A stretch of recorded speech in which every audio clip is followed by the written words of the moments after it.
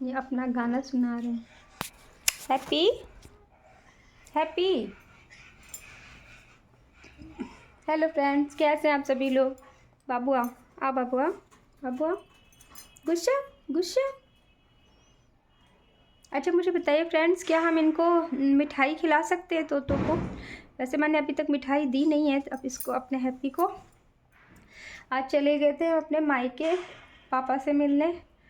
Mummy है नहीं मेरी, पापा ही बच्चे हैं। और कुछ बातें ऐसी हो जाती हैं कभी कभी। बहुत सारी लड़कियां ऐसी हैं जिनका दिल दुखता है अपने मायके को लेकर के। उनमें से मैं भी एक हूँ। थोड़ा थोड़ा फील होता है क्योंकि जब माँ होती है तो बहुत, तब सब कुछ होता है मायके में। और जिसकी माँ नहीं, चाहे भरा पूरा परिवार हो, लेकिन उसका कोई नहीं होता है। अगर कहते हैं, और फिर कहते हैं ना कि माँ के बाद बहन होती है ना, बहन में माँ का रूप होता है। लेकिन मेरी कोई बहन भी नहीं है, तो मैं बहुत अकेला फ़ील करती हूँ। तो इस वजह से बचती हूँ। अच्छा नहीं लगता, जब भी जाती हूँ तो मेरी मम्मी की यादें रहती हैं उस घर में। पापा से कभी इतना अटैचमेंट रहा नहीं मेरा, कभी भी नहीं रहा। वो कहते हैं ना कि टिपिकल मोहम्मडन फैमिली, तो बस वैसा ही सब रहा मेरे घर में। बहुत दूरियां रही पापा से। भाई चाहते थे, लेकिन जानते हैं भाई बस एक वक्त तक ही लाड़ उठाते हैं अपनी बहनों का, और जो हमेशा लाड़ उठाएं तो ऐसा बहुत कम होता है। मेरे साथ भी वही है। लेकिन सारे भाई भी चाहते हैं, पापा भी चाहते हैं। जितनी चाहत थी उनकी वो उतना ही तो चाहेंगे ना, उससे ज़्यादा तो नहीं चाह सकते। और चाह भी सकते थे, ये तो अपना अपना लक है। बट मेरा लक ऐसे ही है। तो जब भी हम मायके जाते देख के आते हैं पापा को, तो अम्मी की कमी बहुत खलती है। बहुत बुरा लगता है कि वो नहीं है, अकेलापन महसूस होता है। बस यही दुआ मांगते हैं, किसी भी बेटी की माँ कभी भी ना मरे, और किसी बेटे की भी माँ कभी ना मरे। और नहीं तो फिर वो इतना स्ट्रांग हो जाए, बेटी भी और बेटा भी, कि उसकी जो है कमी ना लगे माँ बाप की। माँ बाप की कमी कोई नहीं पूरा कर सकता है पूरी दुनिया में। कहीं भी चले जाओ, जब हम छोटे छोटे बच्चों को देखते हैं जिनकी माएँ नहीं हैं, तो हम सोचते हैं बताओ हम इतने बड़े हो गए, मेरे बच्चे भी हैं, आज हम बिना माँ के नहीं रह पाते। बहुत तकलीफ़ होती है, तो वो बेचारे कैसे रहते होंगे। अल्लाह पाक कभी किसी की माँ को हमेशा बना के रखे, हर किसी की माँ को। और अगर उनकी माँ नहीं है तो उनके भाई बहन को इतना सेंस दें कि वो लोग आपस में प्यार से रहें और समझ सकें कि हमें एक दूसरे से मोहब्बत के साथ रहना चाहिए, ताकि माँ की कमी किसी को भी ना खले, ना ही बुरा लगे। आप सभी जानते होंगे, अगर जिनके जिनके भी बच्चे हैं, तो कोई अगर ये सोचे कि मैं अपना बच्चा किसी को दे दूं, तो कोई माँ बाप अपने बच्चे को नहीं दे सकते हैं, है ना हकीकत कि कभी भी। लेकिन माएँ अपने दिल पे पत्थर रखती हैं और अपनी बेटियां दे देती हैं, क्योंकि बेटियां नहीं देंगी तो घर नहीं बसेगा किसी का भी, नया फैमिली नहीं बनेगा, नया संसार नहीं बनेगा। तो बेटियां तो दी ही जाएंगी, है ना। तो इंसान को ये समझना चाहिए कि किसी ने अपने जिगर का टुकड़ा दे दिया है तुम्हें, तो उसको कभी मायके की याद तो आती होगी। तो इसमें खाली ससुराल वाले नहीं, मायके वालों का भी वो है कि जब बेटियां आए तो उनसे प्यार से भी बोलें। और ससुराल वाले भी ये बात को समझें कि हम जीता जागता इंसान लाएं, उसकी भी ज़रूरतें हैं, ख्वाहिशें हैं, एहसास हैं, जज्बात हैं, तो उनको भी याद आती होगी अपने माँ बाप की। तो एक दूसरे की जज्बात का ख्याल रखना चाहिए। देखिए हैप्पी आ गए। तभी फ्रेंड्स मुझे ना, आजा मेरा बच्चा, आजा आजा आजा।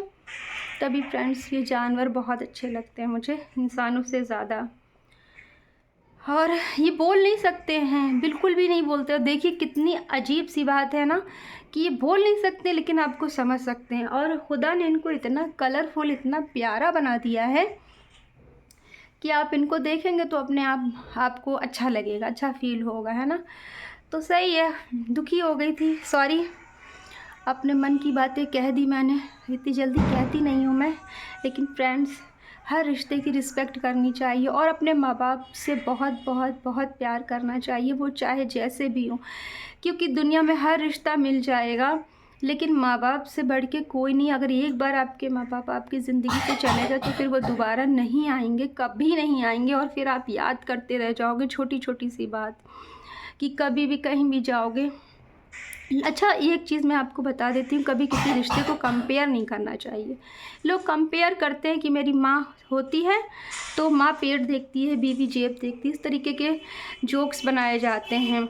लेकिन ये रिश्तों का ताना बाना इतना उलझा हुआ है ना, आप बताएं। अच्छा, आप भी सोचते होंगे कि माँ जब भी देखेगी तो कहेगी बेटा खाना खा लो, बेटा पेट भरा है कि नहीं भरा है, थक गए होगे। लेकिन बीवी बीवी हमेशा सोचेगी कि पैसा दे दो, है ना, ऐसी फीलिंग है।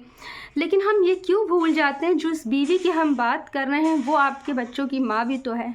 वो अपने बच्चों के लिए ऐसा सोचती है और पराए बच्चे के लिए ऐसा सोचती है, यानी कि अपने हस्बैंड के लिए, है ना।